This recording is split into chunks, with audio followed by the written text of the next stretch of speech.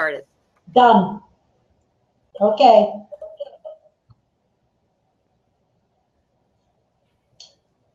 All right. Oh my goodness. Finally. Yes. After several tries and 2 different computers, I am delighted to be here today to share this blab with everybody and to talk to everybody on the Entrepreneur Show, especially with my special guest and dear, dear friend, Linda Pereira. Now, let me tell you a little bit about Linda. In addition to being an amazing businesswoman and humanitarian, Linda is the president and executive director of CPL Events. She is a founding board member of Women in E-Commerce. She's international liaison for Europe, and she was the 2013 Golden Mouse Award recipient for global marketing.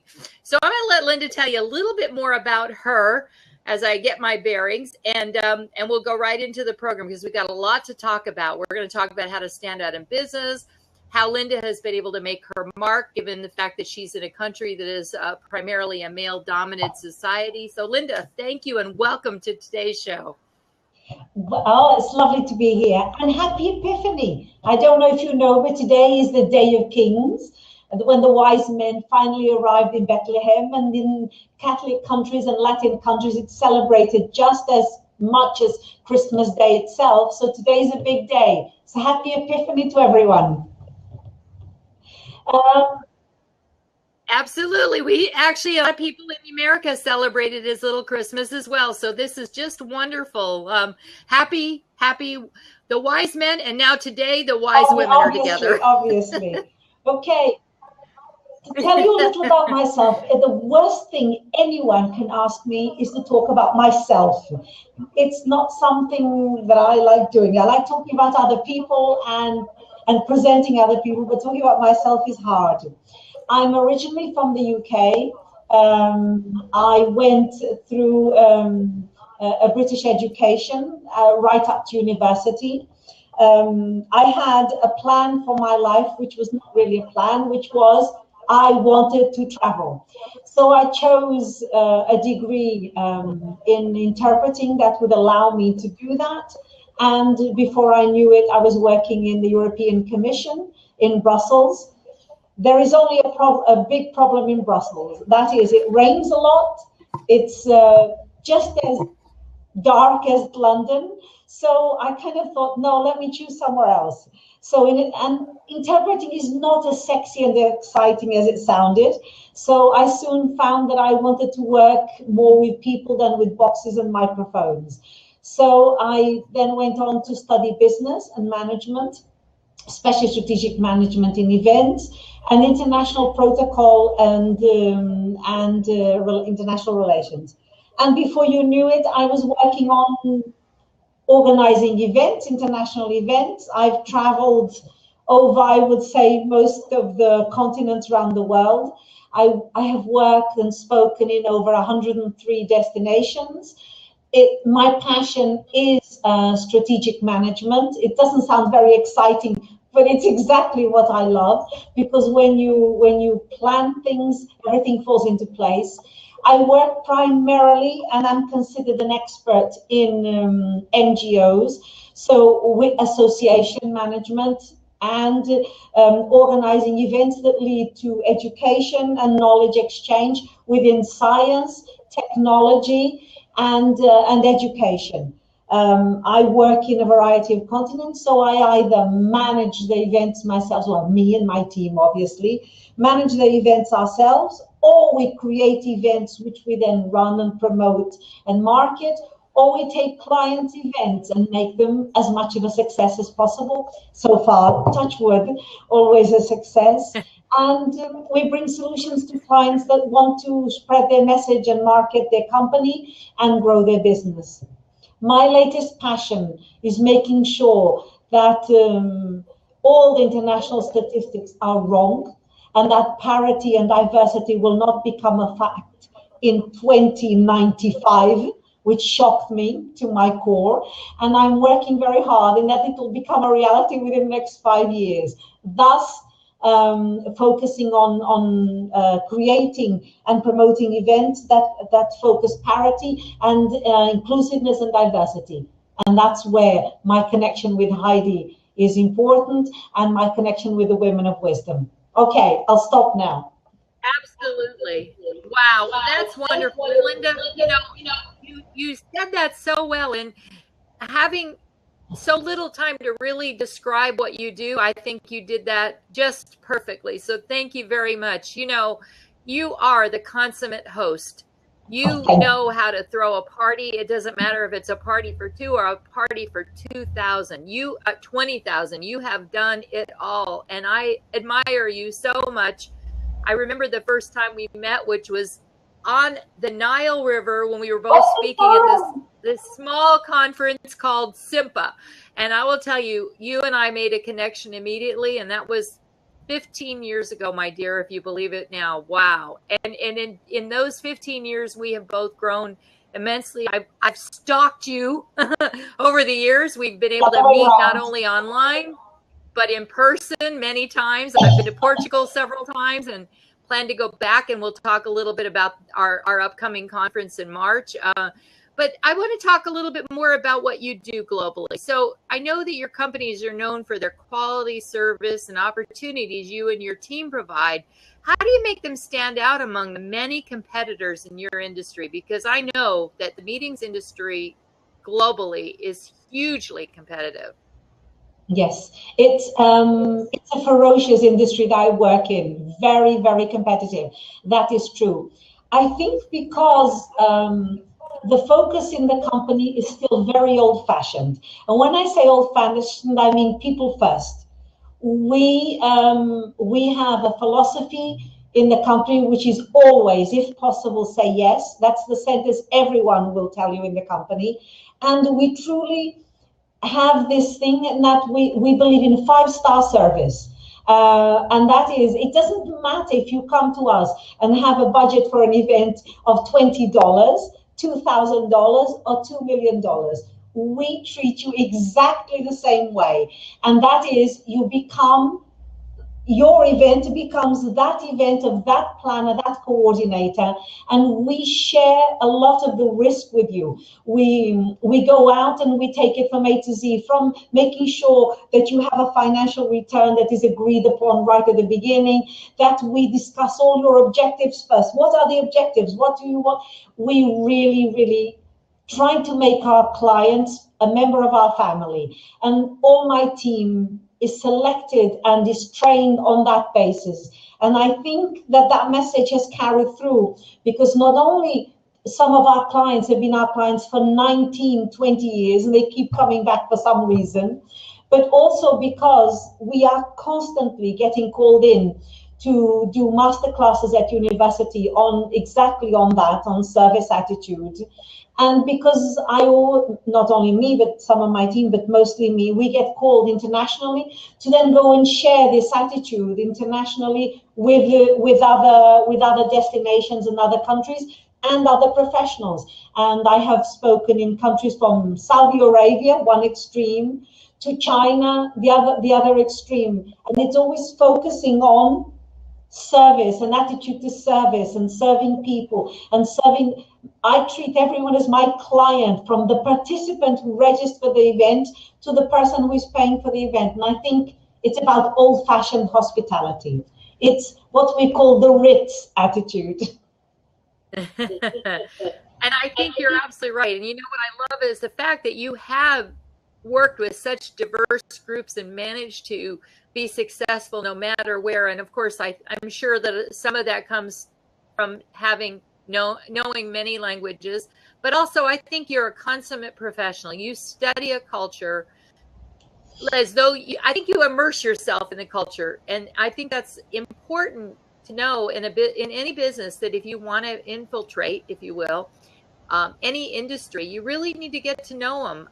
I work only in certain industries that I feel really confident, comfortable, and that I really know, that I feel like I can get in the client's head and understand what they're thinking. And if I don't feel like I can do that, then I don't work with them. And I think that's what I admire about you, is that you're the diversity of not only you, your team. You've done an amazing job in training. You and Adalia both have built a fabulous, fabulous company that is globally well known. And I'm just delighted that today we finally get to talk about it for posterity, if you will. So let's talk a little bit more about the what you do for clients. So, well, no, you know what I'd like to do? I'd like to talk about the fact that you do work in a business not only that's highly competitive, but you're also in a geographic market as far as the home base of your company that has been primarily a male dominant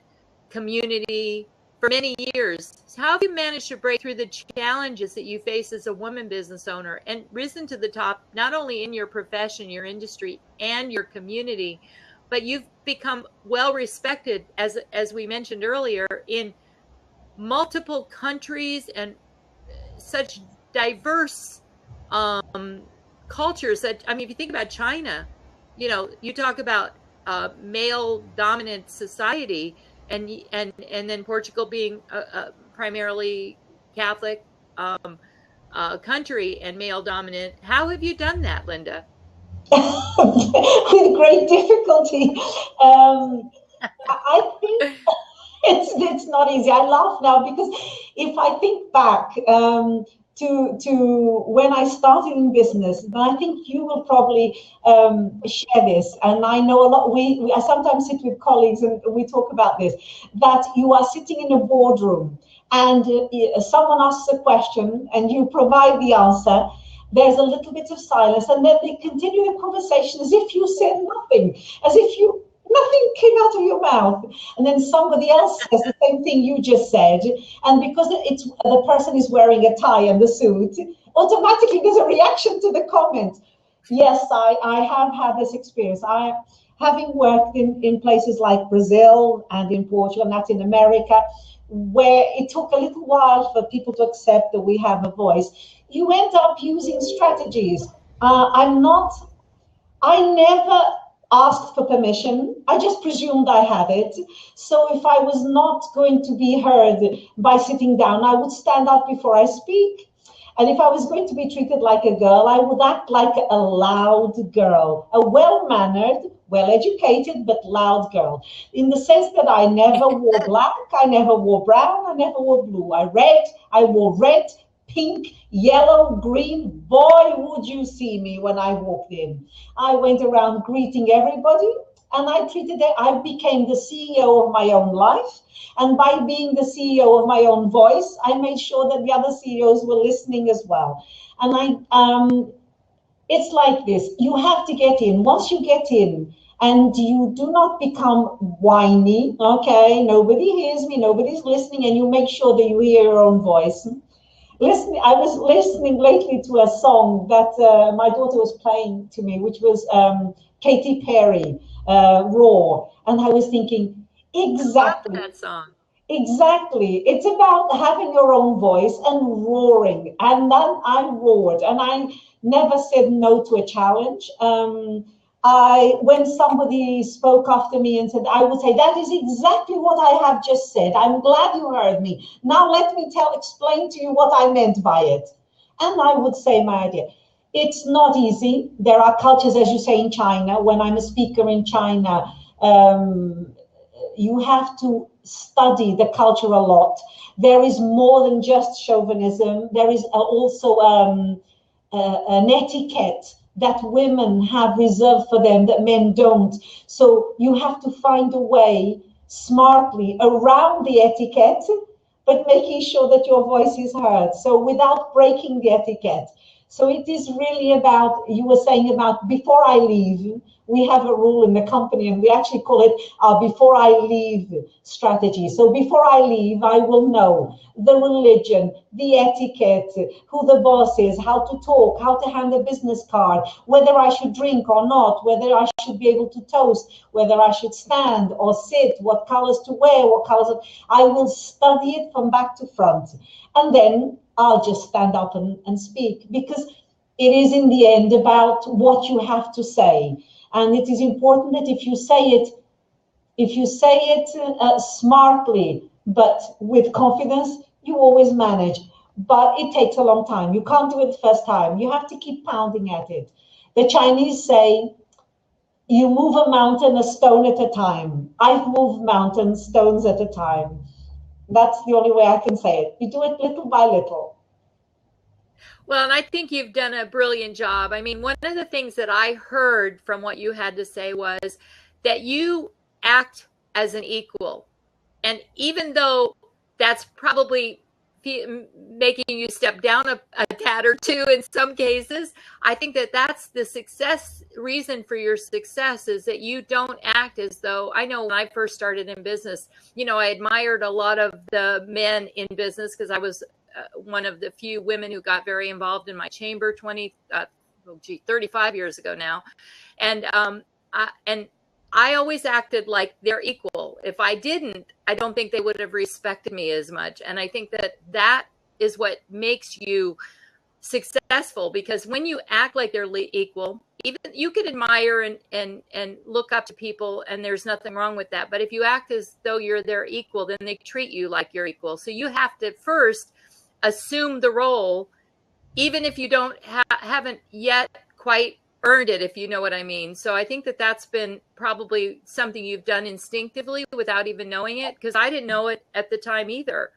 And I think that's what sets some women can break that so-called glass ceiling by doing that. So thank you for setting the standards for other women to follow, especially I'm sure that you've been a role model to many, many women, myself included. I want to first thank you for that. Thank you. Oh, Linda. Wow. Wow. Thank you. But you are right. It is about, I don't ask permission. It's my right. So I don't even think about it. Yeah. Yeah. And, you know, by knowing the right things to say and do in terms of, culturally, then you do become an equal, because you are not only, you know, respecting their ways, you are also showing that you are worthy of that position, if you will. And I hate to use the term worthy, but I guess there's no other way to do it in some cultures, you know. Again. You like this one. It's funny because in Saudi Arabia, after my presentation, the greatest compliment I ever had was, "Oh my God, you are just like a man." Oh my goodness, that's wonderful, I guess. That's the greatest compliment I have received. You are just like a man. So yeah. Well, you know, it's fun. It's wonderful that they can look past the gender. And I think that's the whole point of this, is that, you know, we need to be able to put ourselves in a position that people do look past our gender and look at us for what we bring to the table. And you have done a remarkable job of that. So I guess that's what I was trying to say in the first place. So thank you for that. So let's talk a little bit about, because most of the focus in this show is about online presence and how to promote yourself online.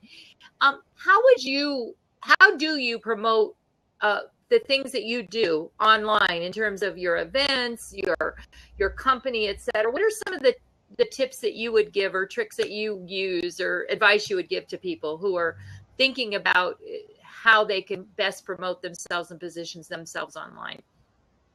One of the things that is really important is that we stop thinking that there is an online audience and a face-to-face audience. We prepare things for the online audience with the same care and the online messages that we prepare for the live messages.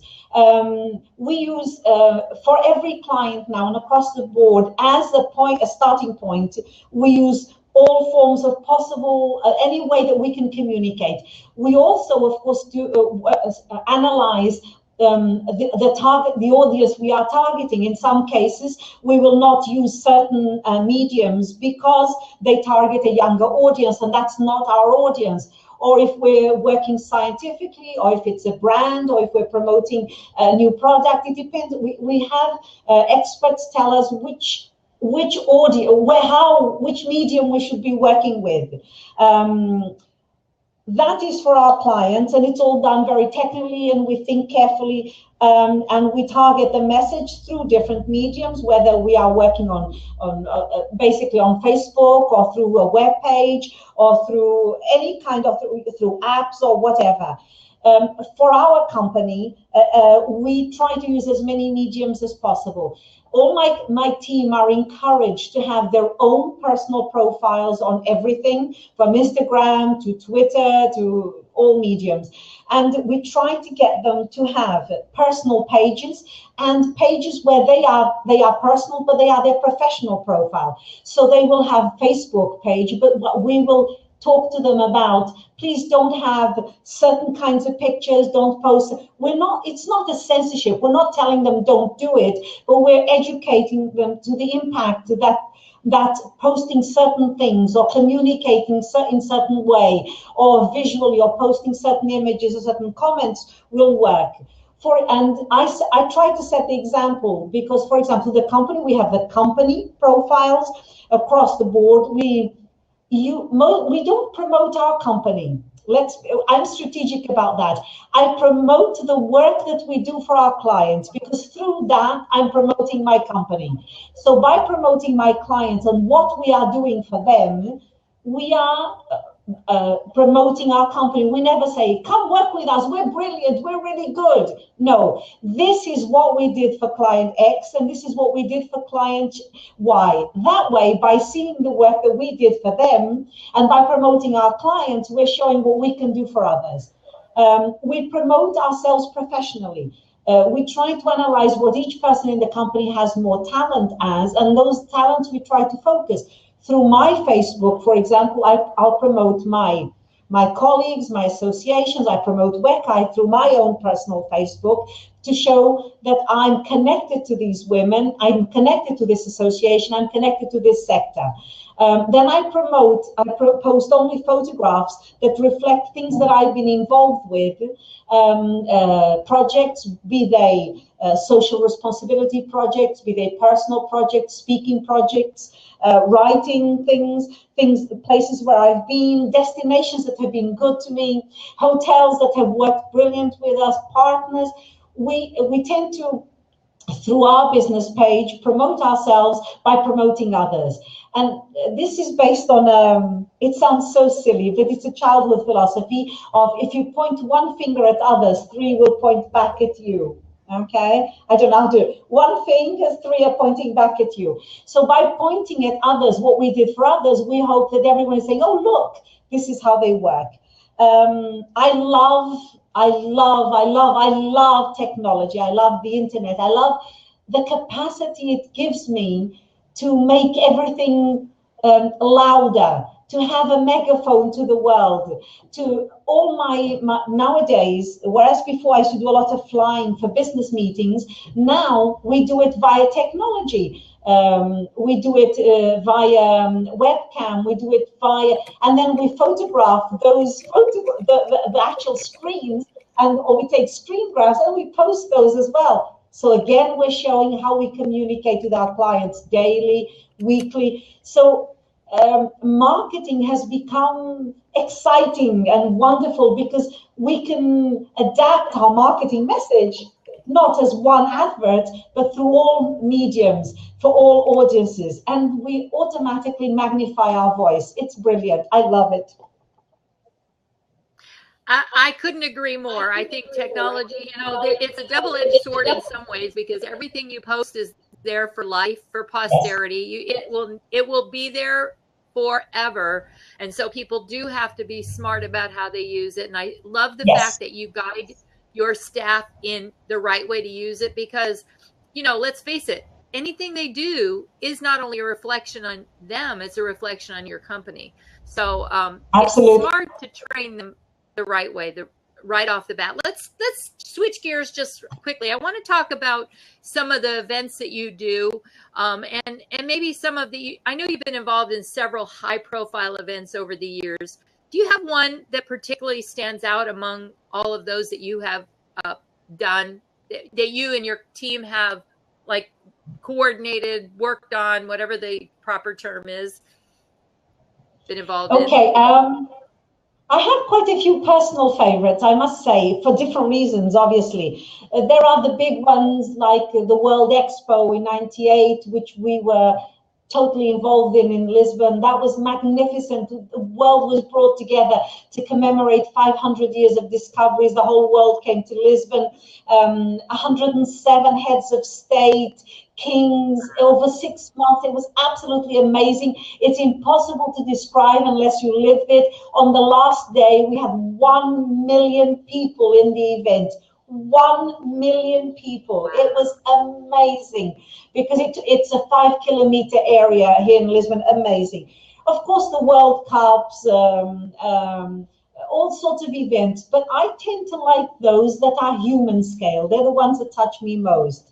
So I've enjoyed events where we create marketplaces for companies that come and launch projects and try to attract partners and investors into the events, because there's so many select success stories. And there was one particular one that I used to do work on for the European Union, which was called Partnerships. And it was about small companies that would all come to a marketplace with pre-assigned meetings to attract investments and launch products and create partnerships across Europe.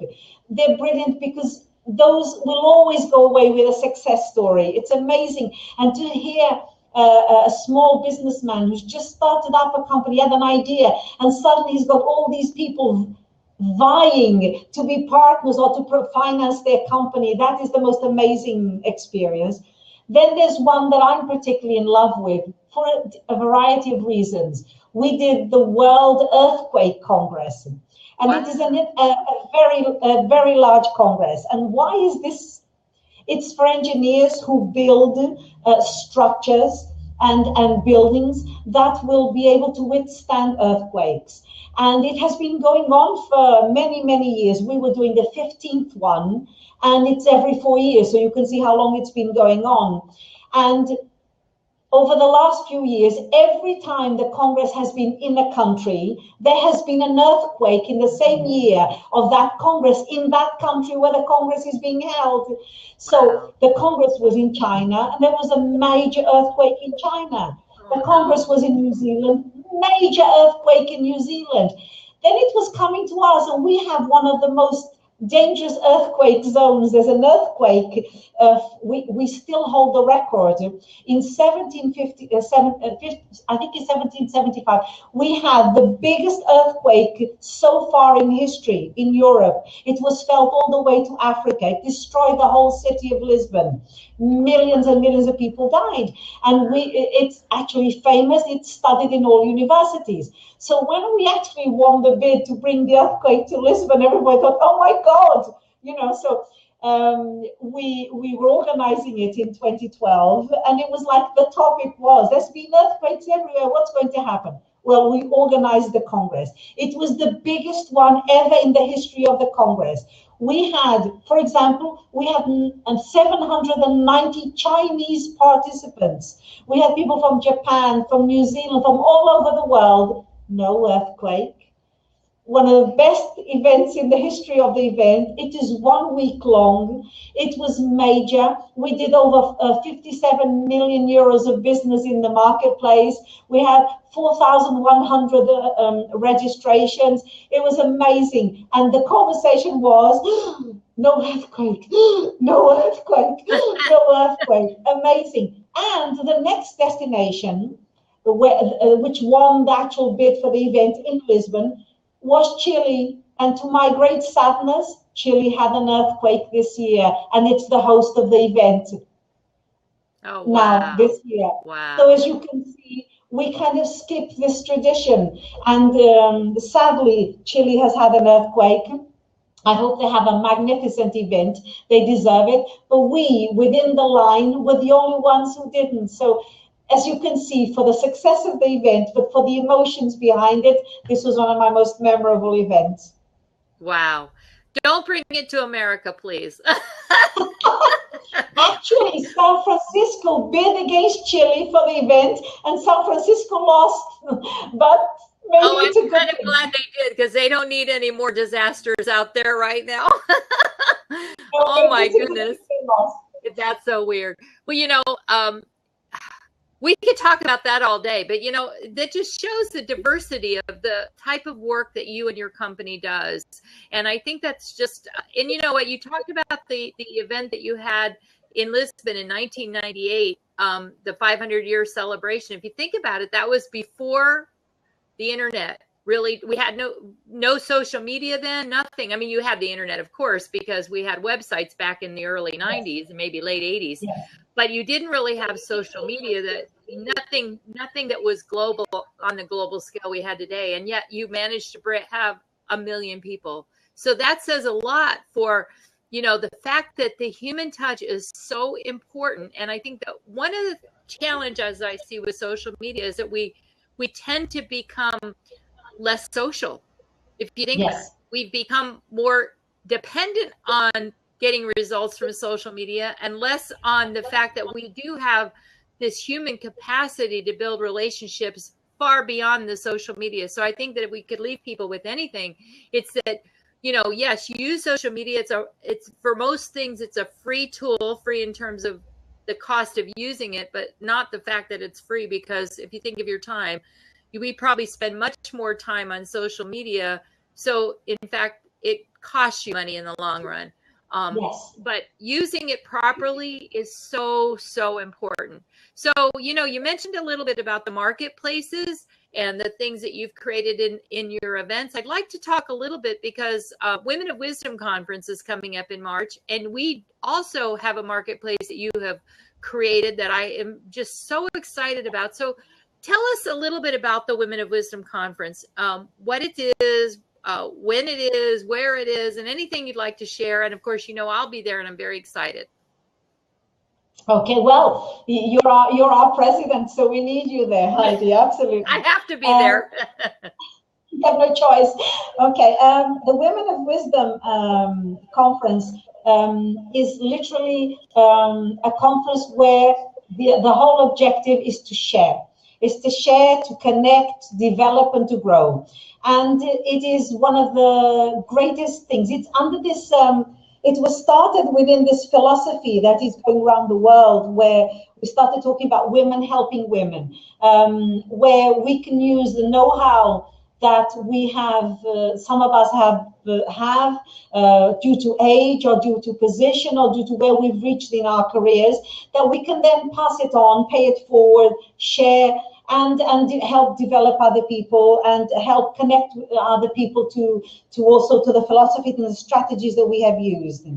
Happily, I'm very lucky to always be surrounded by magnificent women and men, because although it's called Women of Wisdom, we do have men at the conference. For example, last year we had a general of the armed forces who was one of our continuous presences in the conference. He was very interested. And out of the Women of Wisdom last year, the Portuguese police have actually asked us to do a mini conference for them, just dedicated to the women in uniform, to talk about strategies of growing and leadership amongst men. So we're actually doing one in February, and it was born out of last year's conference of the Women of Wisdom. The commander of the National Police Force was very impressed with the two ladies, what they said, the ones that attended, and he goes, let's do it for all the women in the police force. Let's teach them networking, command strategy, etc. So I'm just showing you that results do happen. And this year, of course, last year's was an experiment. We launched Heidi and I launched the conference within the umbrella of WECI, of course, and Women in E-commerce. And this year it has taken on a life of its own. I'm losing control, because this year we have an amazing panel of women. We've got women from South Africa, from Canada, from the States, etc. And we've got one of our speakers was the European Businesswoman of the Year in 2015. She's our opening keynote. We've got a Greek speaker who lives in London and has created all her businesses in London around food, which reflect her culture. And now she's helping and training other women to start their own businesses in restaurants, in catering. It's absolutely great. We're being hosted by two amazing businesswomen in Porto, in the north of Portugal, because we're going to hold a conference in the wine country, the home of port wine. So we're going to be holding the conference there, and we're being hosted by Esther Liska, who is a wonderful entrepreneur. She's our local host, and Isabel, who is a media entrepreneur. She's also one of our co-hosts. We've got one of the most influential former ministers of the Portuguese government that has just lost elections, but she's one of a mother, a minister in one of the most important ministries and the largest in the country. She's going to be one of our speakers. We've got the CEO of an international investment portfolio who's coming to teach us how to attract investment, how to talk to me and people like me and present your project and attract investment and funds into your company. Absolutely wonderful. We've got women teaching us how to make sure that the media notices you, how to network strategically and effectively, how to deal with stress, how to make sure that you are on the radar. We've got Heidi teaching us how to communicate through social media. We've got oh, I don't know where to start. We've got women teaching, launching their books on businesses and etiquette and communicating across cultures. We've got journalists. We've got university professors talking to us about how to communicate. They're presenting research on how to communicate with the younger generations and making sure that they become your clients. We've got Brazilian women coming, a host of Brazilian women coming to talk to us about how we've got Teresa, and Teresa is, I can't tell you how wonderful she is. Tabitha Moraes is coming from Brazil, and she runs an association which exists to help young women launch their businesses, and she has helped to launch 16,000 businesses over the last couple of years. She's amazing, and she's coming all the way to talk to us about what she's done. We've got a fashion show with top brands being organized, and I can't tell you anymore because I've been sworn to secrecy. We've got the World of Women Marketplace, where any woman who is registered for the conference can launch her book, do readings, show off her company, have an interactive activity about her product, be it small company, large company. She can talk about mentoring programs where you can talk about what you do, have 15 minutes to talk about your profession and what the services you can provide. We're going to measure your stress levels because we've got someone there who has machines to measure your stress levels. We've got a launch of the Mercer company. They're doing a research study on where women are today. It's being launched during our event. It's launched the day before, and we get exclusive access to the study there. We've got the International Women on Board project, and we've got the Ambassador of the United States, who is coming to our conference as well and coming to our dinner to give an award to the Businesswoman of the Year. So what else would you like to know? Wow. Well, all that, and we're in wine country too. Yay. So one whole day on the 6th, which is on the Sunday, which we're dedicating to the amazing women wine producers of the Porto region, and we're going to visit them. They're going to tell us how hard it is to be a wine producer when you're competing with men. And one of them, who through personal difficulty found that she was alone leading her company, and for 1 year she went from producing hundreds of bottles to exporting 2 million bottles in a year. So she's going to talk about how she did it. And we're going to drink wine, taste wine, learn how to make wine, touch the grapes, visit the vineyards. So, I mean, you know, what's everyone waiting for? It's for men and women. Just go online and register, and we'll host you in Porto. We'll welcome you to Porto with open arms. womenofwisdomconference.com or womenofwisdom.com, and definitely we'd love to have everybody who's here, men and women alike. It was a beautiful event last year. It was a perfect start to what I believe is going to be an amazing journey of many conferences around the globe from here on out. In Porto, I'm very excited because it's one part of Portugal I have not been to, and you know I love my wine, so I will be definitely partaking and participating. Absolutely. Excellent. So thank you. And Porto is a beautiful, well, all of Portugal is simply stunning. So I'm sure Porto and the people, for those of you listening who've never been to Portugal, first of all, you better get on a ticket right away, because Portugal is just one of the most beautiful, warm countries in all of Europe. It's my favorite country in the world. I've been to a few, probably about 12, not near as many as Linda, but I've been to enough to know not only great food, great beauty as far as scenic, the people, in my opinion, are the best in the world. And I can say that because I have been to a few places. I just really love it. I feel, you know, I heard someone said last year at the conference, it was like being home. And it was a little bit more to that. And you may remember the gentleman who said it, and I'm sure you do, in the quote he said. So please share that with us, Linda, because it really does tell you what Portugal's all about. Thank you. I will. Yes. One of the things that Portugal is famous for is truly its hospitality, no doubt.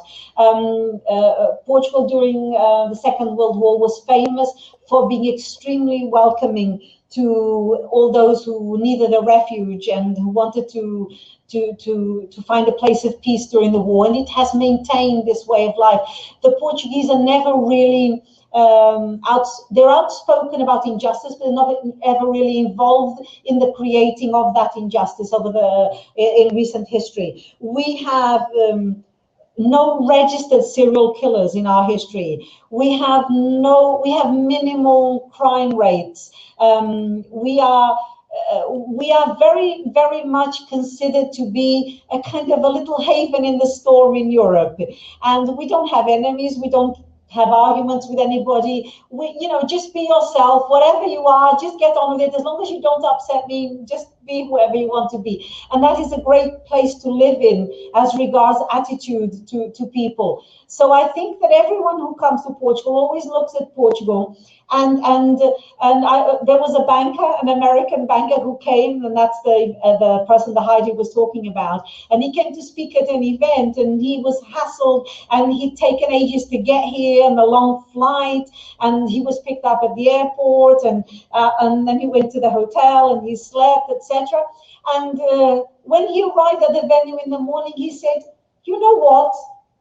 I feel like I've just arrived home. This is the perfect place to live." And it's an amazing thing that the logo of the place I live now, there's a picture of it behind me, which is Cascais, and our motto is the best place to live for a day, a week, or a lifetime. And it's thanks to his sentence that became, and he just absolutely felt so comfortable and so wrapped up and cocooned in love that, this became like his alma mater, his home, his second home. Yes. Well, it's a country full of love, and I think that says a lot about it. So thank you, Linda, for being such a wonderful representative of your country. And for those of you listening, Linda's everybody else is just like her there. They're just like her. They may not be as successful business people, but they have the warmth and the love and really care a lot about people. And I think that says a lot for you and your country, whom, I have kind of adopted and I love it. So if I never have to travel anywhere else again, I hope as long as I can keep going to Portugal, I'm perfectly happy. I don't need to ever visit another country, although I'd like to. I'm really happy when I get to go there. It really is it is my favorite place away from my home I live in most of the time.